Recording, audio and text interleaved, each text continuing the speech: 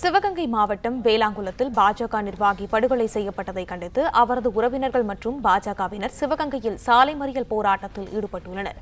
கூடுதல் விவரங்களை வழங்குகிறார் எமது செய்தியாளர் பாபு சரவணன். வணக்கம். விவரங்கள் என்ன பகிரலாம்? வணக்கம்.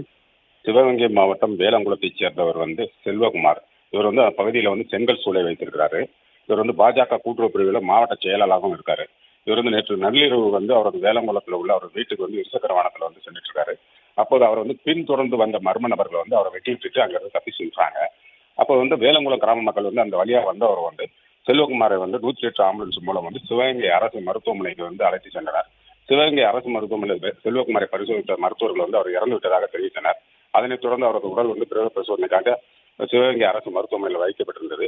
இன்று இது கேள்விப்பட்ட பாஜகவினர் மற்றும் செல்வகுமாரின் உறவினர்கள் சிவகங்கை அரசு மருத்துவக் கல்லூரி மருத்துவமனை முன்பு உள்ள சாலை மறியலில் ஈடுபட்டனர். இதனால் போக்குவரத்து 1 மணி நேரத்துக்கு மேல் பாதிக்கப்பட்டது.